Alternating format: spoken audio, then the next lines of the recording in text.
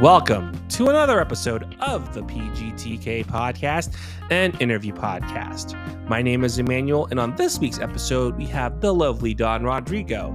He is part of the wrestling faction, the Born Haters, based here in Austin, Texas.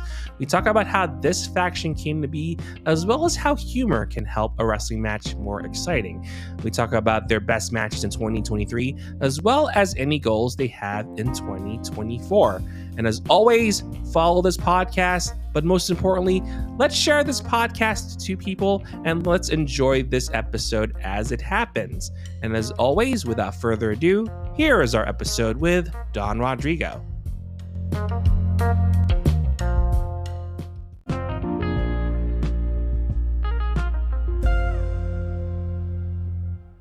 Welcome, Don Rodrigo. Hello. How are you? All right, good. So, every wrestler starts off as a fan. What was the one match that made you into that fan? All of my cousins, they watched wrestling, and I couldn't really watch wrestling because I didn't have cable. I was very poor. Right. But I remember they would do the vignettes and the video packages, and I would say the thing that got me into wrestling was Goldust. I was very entranced by this man because I was actually really scared to watch wrestling. If you watch the old Attitude Era vignettes, they were very scary for young kids. Right. The Undertaker Ministry thing, the Bloodbath, the Brood, very scary. But then this gold man, was just so perplexing to me because I didn't really quite grasp the concept. And I was obsessed from that point. I thought he was so magnificent. What was the one thing that you noticed when you saw Goldust for the first time? What was the first feature that caught that? Definitely his giant golden skin. He's a huge golden man. But I didn't understand what he was. I didn't understand the androgynous, the sexual implications, anything like that. And when I got like my Goldust action figure, like my parents knew like that's his favorite, that's Rod's favorite. They were a little concerned, but they understood it went over my head. I think it was just his persona. He's just, and there still has not been something quite as impactful, I felt, in modern wrestling as that character of Goldust when he first shows up, and he's called the bizarre one, but really a trendsetter. I mean, of course, you have Adrian Street and other people who have done, exotic type characters, but no, Goldust, just him existing, I was sold. I didn't need to see him wrestle. He was my guy. Just the appearance, it's like we're set. How did you take up wrestling? When was that moment where you were like, I'm going to be a wrestler?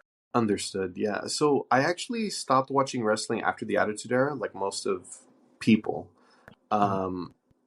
And I would check in here and there, but I was heavily involved in theater in middle school, and in high school. And in college, when we're supposed to create things, I kept going back to like stage combat, but performative. I'm actually a straight man, which is weird to have in theater. And I love musicals, but it always kept coming back to this wrestling type aspect. And I finally was like, I really think I should try it, right? I think it's something that would do good for me. And I realized I didn't really want to be an actor, but the more I started wrestling, I was like, I really want to be a pro wrestler. And because wrestling, I wrote my thesis on wrestling. Wrestling, okay. Yeah, wrestling is the last true form of Greek theater. Because when we think of the Greeks and the Romans, we think of the gladiator fights, but a lot of what they did was scripted combat and like retellings of war and naval battles and stuff like that. It wasn't always the blood and guts. Sometimes it was wrestling, and a performative, aspect of it. It's like the internal struggle of two forces and seeing struggle, who, of course, yes. Yeah. So and one has to come out. One has to come out on top when that happens. There's no ties or anything. And it's interesting how you brought that up because like I've seen a lot of Greek plays, like when I was just watching on the library, and it's like it's clockwork, but you see the battle going. And for example, there was one with the Iliad. It was the Iliad. It was like one war in the Iliad, and I saw that Hmm. in the library. And it's like you see the result of what's happening, but you see the clockwork just Hmm. coordinating, and everything just goes into space, and then you see the result of what happened Hmm.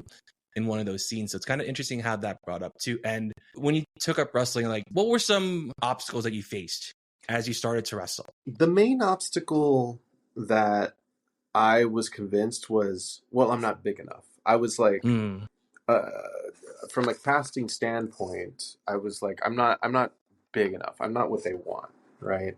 And so when I approached wrestling school, I led with that. I was like, look, I'm only 5'9", I'm not, and that's pretty average. It's like above average, but that's my I'm height too. only, Don't worry. yeah. Um, and but they were like, it's not. That's not a thing anymore. And seeing the Mm, evolution of where we've come in wrestling, um, the main obstacle I had was my wrestling school was in Austin. I went to mm, America's Academy of Pro Wrestling. I was in college at Texas State University, and I lived in San Antonio. mm, And I had a full-time job at GameStop, right? So the biggest obstacle was the grind from, going to classes at 8 a.m. to wrestling classes and driving all the way back, like mm. Monday, Wednesday, Friday, and then Tuesday, Thursday working at GameStop for 12 hours. Right. Um, wrestling is a wrestling school is a game of attrition, and not Mm. many people really understand that. Um, it takes time to get good at things. You can't just show up and shit gold. I noticed when you do wrestle, you throw in some humor. And Hmm. how does humor help out during a match? And we're gonna talk about the born haters, but from Hmm. your standpoint, how does Hmm. humor make the wrestling match more engaging? Hmm. I think that it applies to everything that we consume in media. That if you throw in comedy or a joke or something that's a little unorthodox, it doesn't necessarily have to take away from the intensity of things. Mm, I think it adds a little bit of humanity, and it allows us as audience members to kind of imprint on our characters and say, well, that I identify with that. I'm kind of funny sometimes. I would make a joke there, right? Like yeah, this is happening. And I mean, it's everywhere in Marvel. For God's sakes, tell a joke. It's in their written yeah. chemistry that they'll have these intense scenes, but then you have a joke. I do a lot of comedy. I do a lot of different style of wrestling. I always say comedic because it's the easiest thing to classify it as, but Right. it's very much because that's what I would like to see. I would like to see wrestling since the dawn of time has been two dudes, big dudes fighting, right? Or big Mm, guys fighting, and it's always that same story. And I think that the more we humanize wrestling, and the wrestlers and the people that are in the ring, it allows us to identify a little bit better. and it's interesting. Like I saw when I saw Ecstasy of Gold, you threw that joke. It escalated. It's like slight joke, slight joke, slight joke. Oh, insult! All right, there it is. That's like the entire crowd just like, whoa, Hmm. hold on there for a second. Hmm. And especially when you do like those quips, like Hmm. how do you work the audience when that time comes, and when you saw the audience saying whoa, what Hmm. was that? How did you get there with that reaction? Um, because I think, um, well, the first thing is that a lot of my stuff is formulaic. Mm, Like, because the thing I really enjoy in wrestling is a audience interaction, like the call and response type of style, where you know LA Knight goes yeah, and everyone goes yeah, right? Like we know it, right. right? It's a very simple interaction, but it allows us again to uh, um, imprint. So I have a set way I say things, and they know here comes a joke, or here comes a quip, or Yeah. here comes a description. I know that the way we've kind of created these personas, I'm able to say really outlandish and really, really obtuse things, but knowing that the audience is intelligent. I don't insult the audience's intelligence. And I Right. think that, and I do stop time and do interesting things, but I don't think that's insulting to their intelligence. I think it's empowered by their intelligence that they can Mm. grasp what's happening, and I don't have to explain everything to them. And I know something will be shocking in Austin, but it allows me to say these things, right? And I just learned to work a crowd because it was the only thing I was really, really good at was promos in wrestling Mm. school. I can wrestle with the best of them, right? But I get tired. I don't like getting hurt. Like I don't. Yeah, I'm exactly. literally the worst pro wrestler. I don't like working out. I don't like getting hurt. I don't like pain. I don't like hurting other people. I don't like sweat. I don't like any of it, right?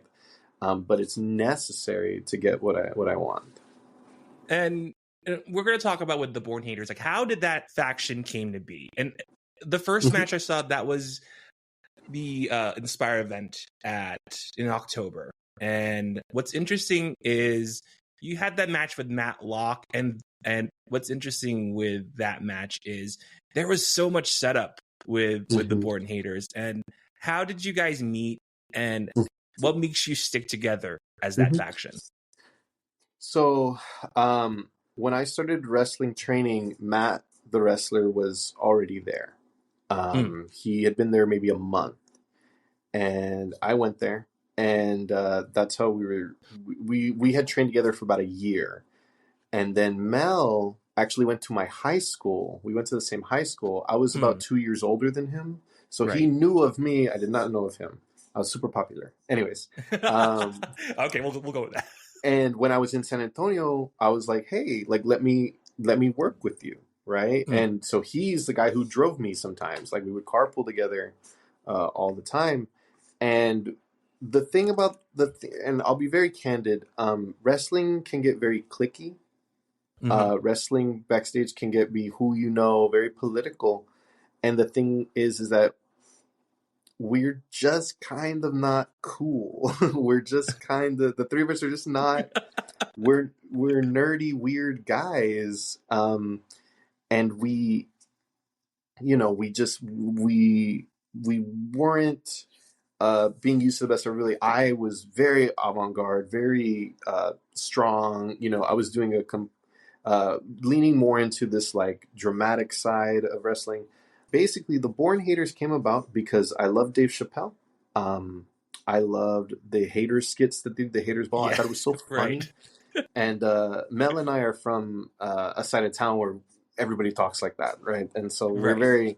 we're a little gangster,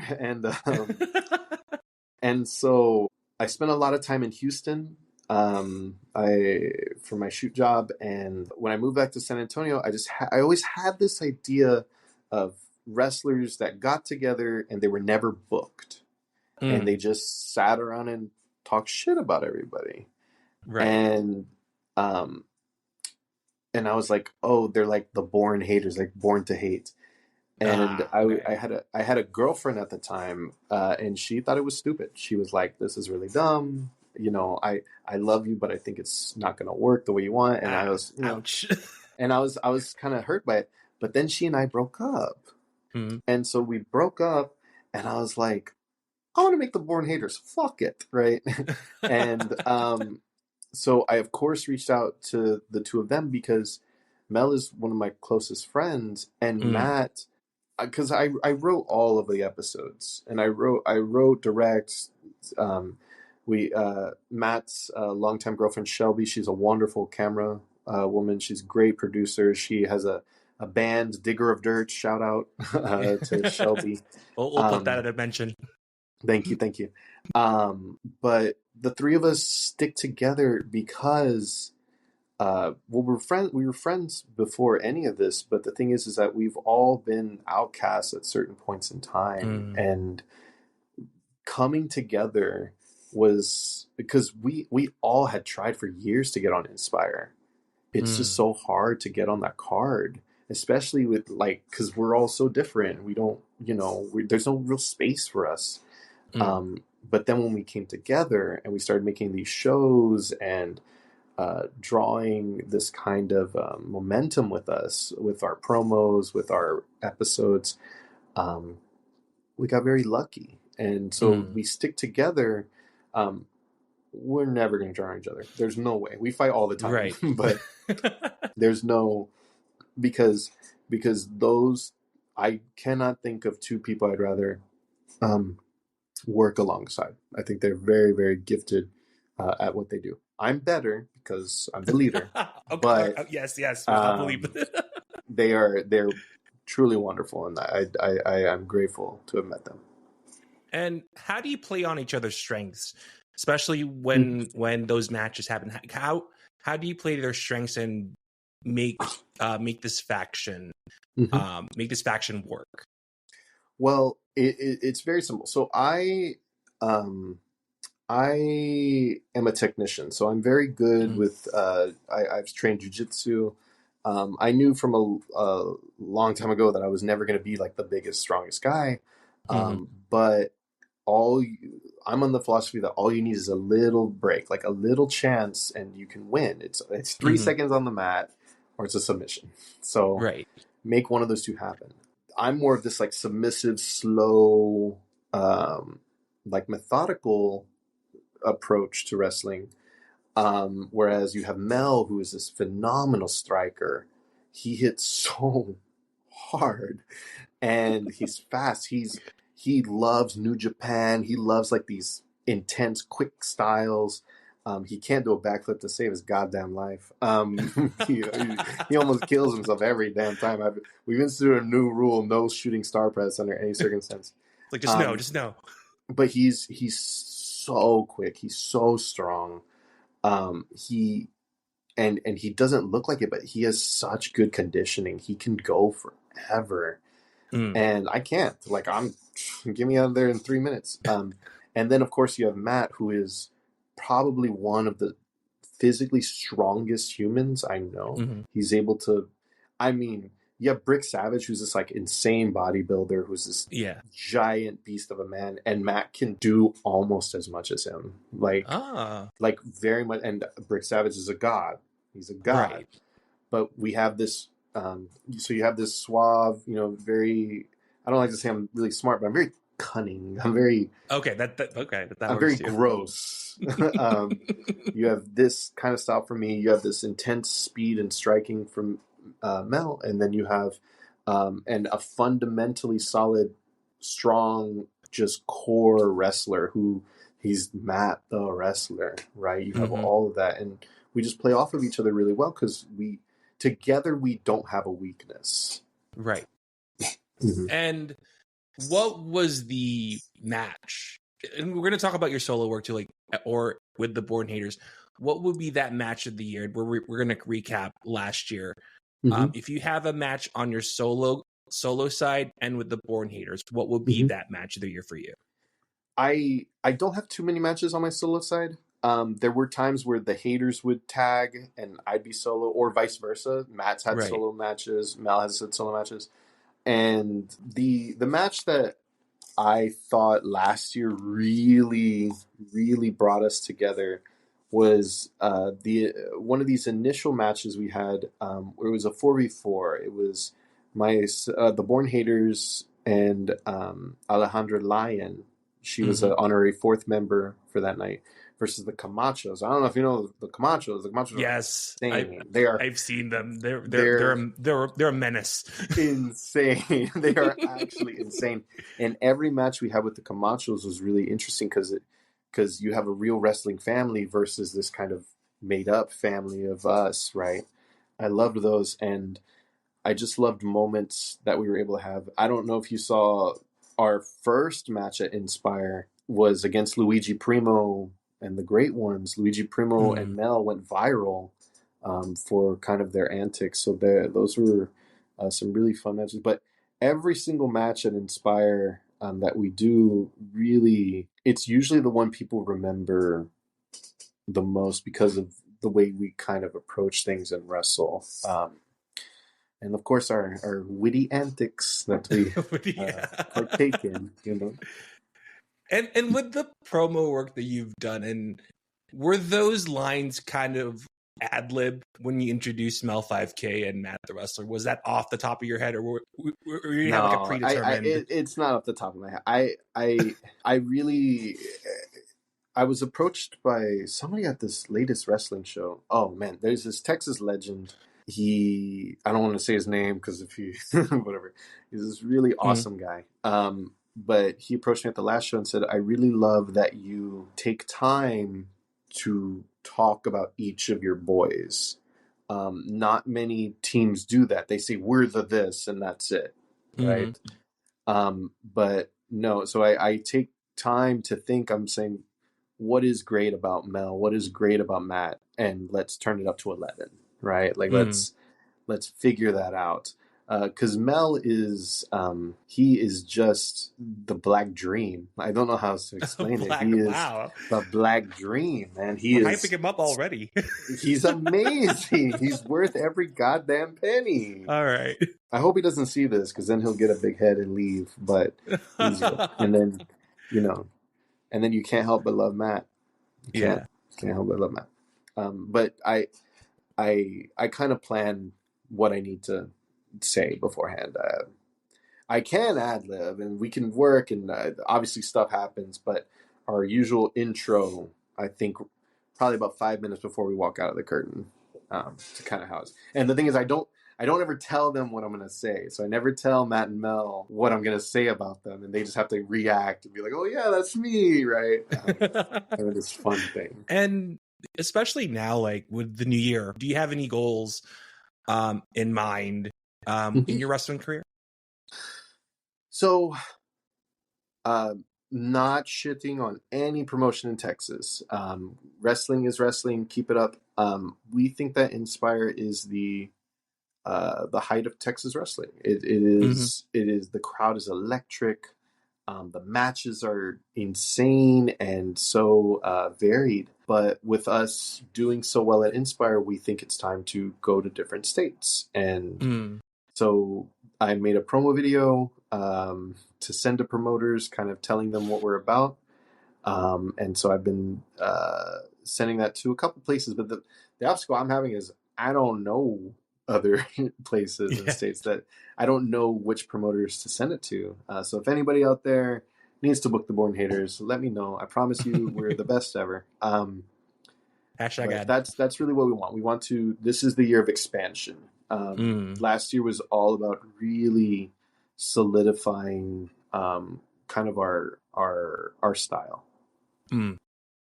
And I was thinking about this too, and we're gonna go back to like with the Born Hater skits. Are you planning to make new episodes? So we have on YouTube. So the thing is, all of our episodes are on Facebook. We have a ton of them on Facebook, and we only uploaded them on YouTube here and there. We only uploaded, I think, the first season on YouTube. The latest season's on Facebook because in between seasons we became mystery solvers. I know that's weird to just say. The first season was very much just us. Kind of, it had a nice like Aqua Teen Hunger Force, kind of like nothing happens style. And then the second one, it takes a full 360 because we decide that, you know, there's a lot of weird stuff in wrestling and we have to figure it out, and we need to make money. So we started getting hired out as mystery solvers, and that's really stupid to say out loud. I still think it's really stupid. But Matt was like, we could solve mysteries, and I was just like, you can't say no to him. We have 2 more episodes that have been filmed that we're going to release. I think we wanted to hit 3. That way we had a nice barrier. Pulling back the curtain a little bit, it is a little difficult to make episodes simply because everybody has big boy jobs. And, you know, chasing a dream takes a lot of time. Yeah. And like, what was the writing process for each episode? Like how quick is the turnaround from script all the way to, you know, the actual filming and publishing? Script. So I write everything. I write everything. I love the boys, but their entire personas and gimmicks and characters are 100% from me, and that they were very vulnerable in allowing that to happen. They were saying, "Hey, you know, we're going to trust you on this," Mm. And I'm very happy with what they've done with my guidance, because all I really did was take who they are and turn it up to 11, right? Like Right. this is you. You don't have to hide behind a mask, and where you don't have to be anything. Just be yourself, and let's just be the best aspect of ourselves we could. But I usually write an episode. I'll write in like a day or two. Right. Sometimes I'll go to rewriting, and then I'll send it to the boys. I'll say, "Hey, learn your lines." Mel's dyslexic, so it takes forever. Yeah. And then of course Shelby are very very, so she's so pivotal. She records everything, and then I edit it, and I make all of our stuff. Okay. Yeah, interesting. And um you mentioned your theater background too, and I want to bring up one of your posts on Instagram where you were promoting Almost Maine, and tell us, and you have the driver's seat here, and how is that production like? Hmm. And when opening night happens, Hmm. what was that feeling? So my shoot job is, I am a theater director. So I'm a Mm-hmm. high school theater director. And so I build the sets, do all the production values on everything. So that's why episodes are so hard to film. Juggling every. And I I used to get very nervous on opening night, but I don't anymore, because Mm, um, when you do something that you love for so long, you can still get excited by it. But I don't get nervous, because you're where you are for a reason, and you can't have imposter syndrome. Um, right. don't ever think that you don't deserve to be somewhere, because I mean, I'm on this podcast with you. You're a cool Mm. guy. You asked me, and I was like, yeah, of course. I can't sit here and be like, oh, he's not gonna like me, right? Like, you asked me, Right. right? So on opening night, it's just a beautiful experience, and I love doing theater with younger people, because there's a purity and just an excitement to the things, because there's no monetary anything involved, and you Mm. just see art creating in itself, and it's wonderful. It's a wonderful, wonderful experience. It's like the art of the craft too, and Hmm. working with the younger cast. What was the rehearsal process with them? Were they easy to teach? Or there's some Hmm. that are like, like like Hmm. we'll get through Um, that. there is a stigma that theater kids are very weird and deranged, and uh, but teenagers are just very. There's not a lot of a difference between adults and teenagers, and we have to stop thinking there is, because Mm. I've met some incredibly stupid adults. Okay, fair enough. But the rehearsal process is it's kind of the same way as I approach a match, which is you have to have your core theme or core concept, Hmm. and always just go, and then this, right? So say this is what's happening, and then this happens, and then this happens, and then this happens. So the rehearsal process, always stick to your design. I tell Hmm. my students, trust yourself, trust each other, and trust the process, and that carries them very heavily. I never really have kids who don't want to be there, because if you stay after school, if you commit, I mean, they get Lettermans in theater now, man. Like, What? yeah, Really? it's insane. Yeah, yeah, What? yeah. They have theater Lettermans, dude. I have a Okay. freshman who I have a freshman who qualified for nationals for this monologue she did. Like, it's Mm. kids are incredible. My experience in directing, you know, multi-thousand, tens of $1,000 productions helped me a lot with kind of focusing on the born haters and how we can work and how we should function.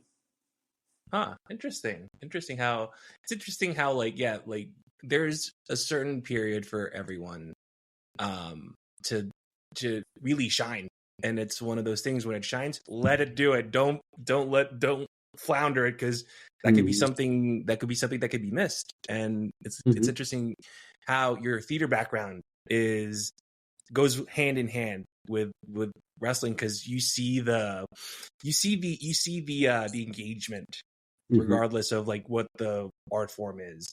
Mm-hmm. And I've said this on so many episodes. You don't want to match, and people will say, "All right, cool, next."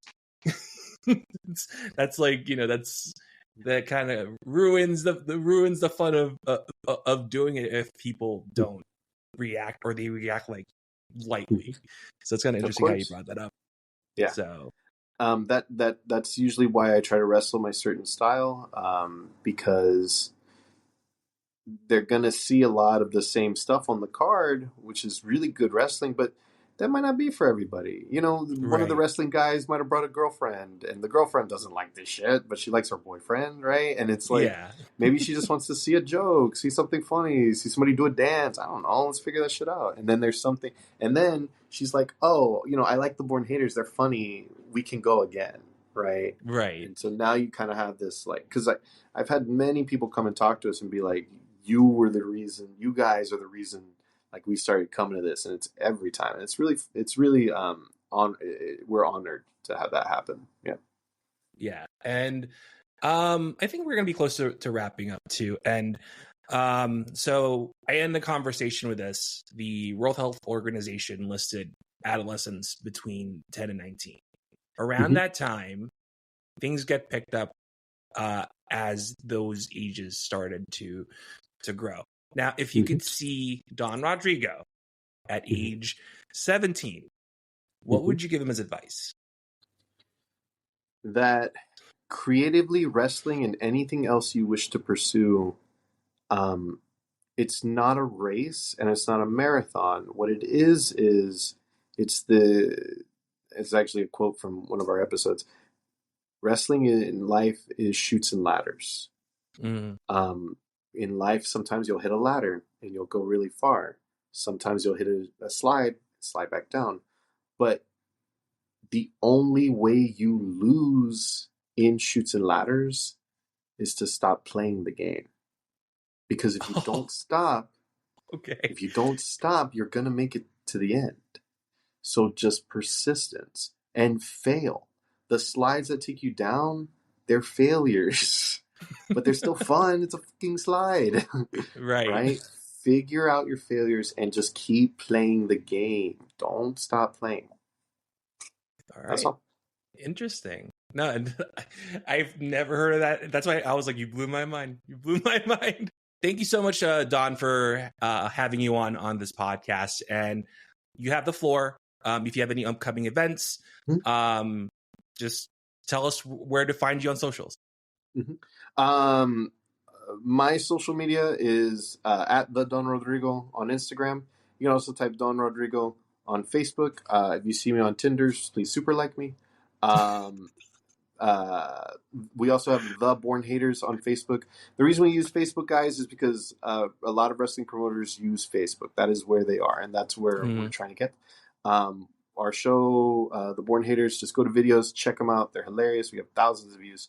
Our upcoming, our next show is in February. I cannot remember the date for the life of me, but it is Battle Wars, which is Inspire AD versus New Texas Pro, which is probably one of the bigger promotions in Houston. So we're going head to head because there are a couple carnies that can't work, and we're gonna beat the shit out of them. I'm Team Inspire, baby, all the way. Inspire till I die. The preview match is amazing. I can't wait for next month with Battle Wars, and the logo itself. If you check their socials at Inspiring New Texas Pro, check it out because it's going to be a banger if Yes, it the is. graphic is like that. So, all right, I'm going to let you go.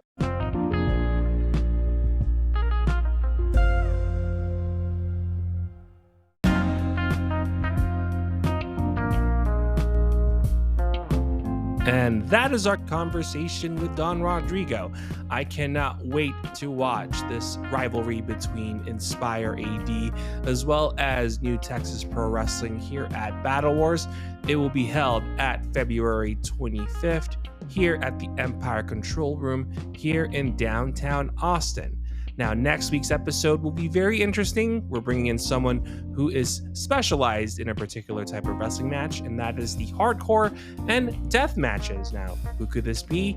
Well, you just have to wait next week and find out. You can follow us on X, Instagram, Threads, as well as Spotify at PGTK Pod. Leave us a 5-star review on this episode, and also send us an email at pgtkpod@gmail.com. And as always, thank you so much for listening. Be awesome with each other, and I'll see you guys on the next episode of the PGTK Podcast, an interview podcast.